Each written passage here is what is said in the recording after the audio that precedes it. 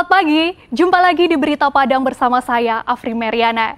Sejumlah berita aktual dan menarik akan kami sajikan untuk Anda. Berikut 3 berita utama pagi ini.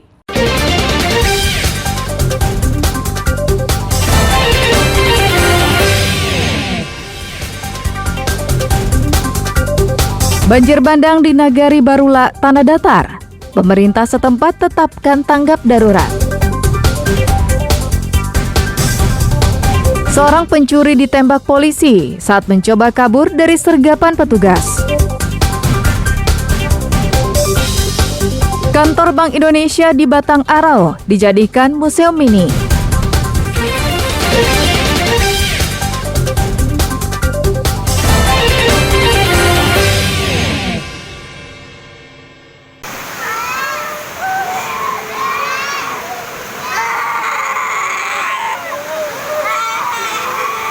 Pemerintah Kabupaten Tanah Datar menetapkan masa tanggap darurat selama 14 hari.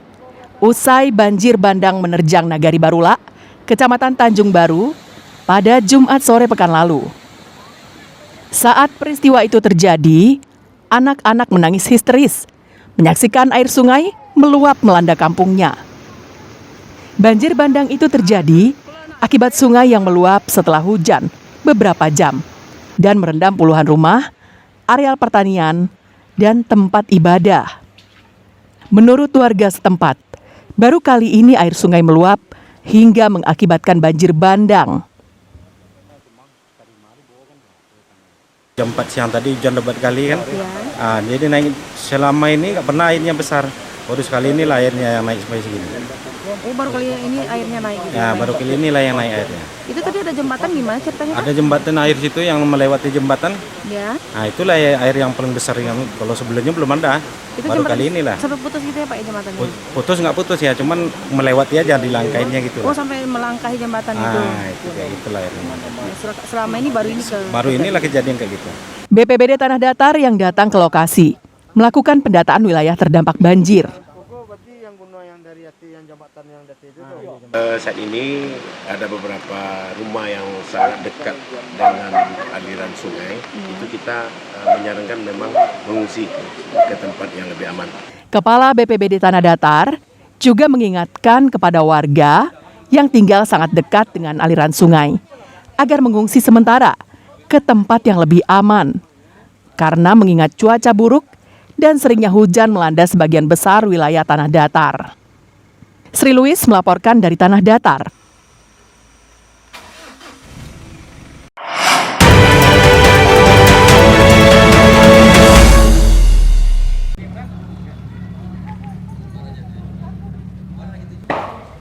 Suasana pemungutan suara ulang pada pemilu 2024 di salah satu TPS di Tanah Datar pada Sabtu pagi pekan lalu terlihat ramai. Pemilih berduyun-duyun datang ke TPS karena pada pemungutan suara ulang kali ini, KPU menyediakan 100 liter minyak goreng untuk 100 pemilih pertama. TPS 27 di Jorong Kampung Baru, Nagari Baringin, melakukan pemungutan suara ulang pemilihan presiden dan wakil presiden, serta pemilihan DPR RI. Di TPS ini terdapat hampir 300 pemilih. Namun, panitia pemilihan tidak bisa menyebar semua surat panggilan, dikarenakan panitia penyelenggara tidak bertemu pemilih saat mengantarkan surat panggilan. Menurut data yang kita dapat itu hanya 231 yang dapat disebarkan C pemberitahuannya, karena memang sudah dikerjakan oleh KPPS untuk memberitahu kembali masyarakat untuk hadir, sehingga dari 231 itu yang kita harapkan bisa hadir hendaknya semuanya, sehingga meriahlah pesta demokrasi kita yang khusus di TPS 27 ini. Peserta pemungutan suara ulang tidak keberatan untuk mengikuti pencoblosan, namun berharap kesalahan yang sama tidak lagi terulang. Kalau mengganggu, nggak mengganggu sih, aman-aman gitu. Tapi pokoknya untuk selanjutnya jangan seperti ini lagi gitu. Lebih teliti lagi ya Kak. Lebih teliti lagi gitu. Pemungutan suara ulang di Tanah Datar dilakukan pada 2 TPS, TPS 27 Baringin dan TPS 12 Tanjung Alam. Kedua TPS ini sebelumnya ditemukan permasalahan yang sama, yakni adanya pemilih yang menggunakan identitas luar Tanah Datar yang ikut mencoblos. PSU sendiri diikuti lebih dari 70% pemilih. Sri Louis melaporkan dari Tanah Datar.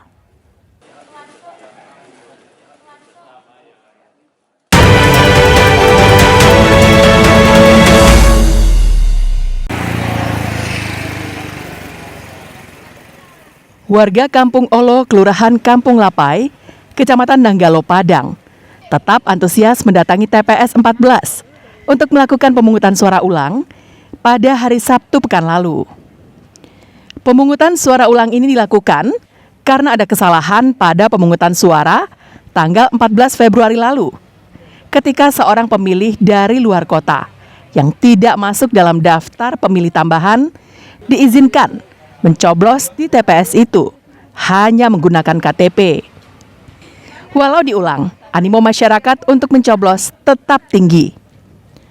Berdasarkan data di TPS, terdapat 252 pemilih yang masuk dalam daftar pemilih tetap dan 12 pemilih yang masuk daftar pemilih tambahan. Ya, biar suaranya bisa mungkin lebih bermanfaat lagi untuk masa depan Indonesia lagi. Nggak merasa terbebani gitu, Bu? Enggak ya, malah senang gitu. Karena Pak, ya namanya kita sebagai warga negara Indonesia, ya itu merupakan bahagian dari kehidupan kita juga. Kalau tidak kita salurkan hak pilih kita, berarti kita adalah golput dan tidak mencintai tanah air. Oke. Berapa orang dalam keluarga Bapak yang mencoblos? 2 orang Pak, saya dengan istri. Oke. Pilihannya tetap atau berubah setelah pemungutan? Insya Allah tetap. Hingga batas waktu mencoblos, tercatat 75% dari daftar pemilih tetap yang mencoblos pada PSU. Mereka hanya memilih calon presiden, wakil presiden, dan calon anggota DPD.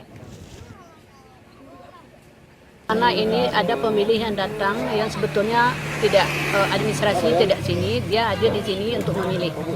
Jadi memakai KTP di luar dari KTP di sini yang menggunakan hak pilih di TPS 14. Dia warga sini? Bukan warga sini, ya KTP-nya ada di luar kota. Jadi yang sekarang diulang pemilihan apa saja, Bu? Pemilihan presiden sama DPD, ada 2. Pelaksanaan pemungutan suara di TPS 14 Kampung Olo berjalan lancar. Di Kota Padang, ada 4 TPS yang melakukan PSU. Sedangkan untuk Sumatera Barat, ada 18 TPS yang tersebar di 12 kabupaten dan kota yang menggelar pemungutan suara ulang. Laude Johardio Anse melaporkan dari Padang.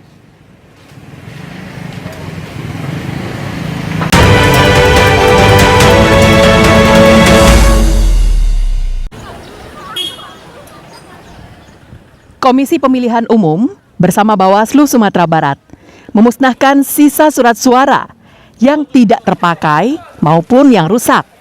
Surat suara yang dimusnahkan ini merupakan kebutuhan pemungutan suara ulang yang dinyatakan berlebih atau rusak. Total surat suara yang dimusnahkan mencapai 7.000 surat suara.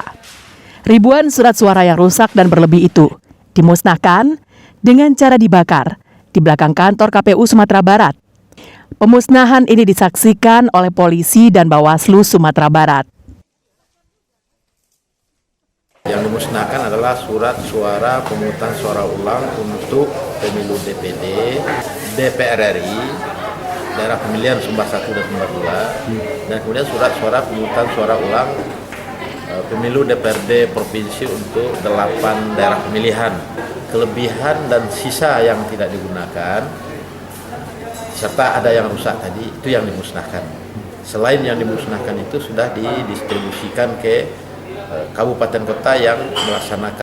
Ribuan surat pemungutan suara ulang atau PSU itu dimusnahkan untuk mencegah penyalahgunaan dan menciptakan transparansi dalam PSU. Sehingga tidak ada kecurigaan dalam penyalahgunaan surat suara yang tersisa. Robiham melaporkan dari Padang.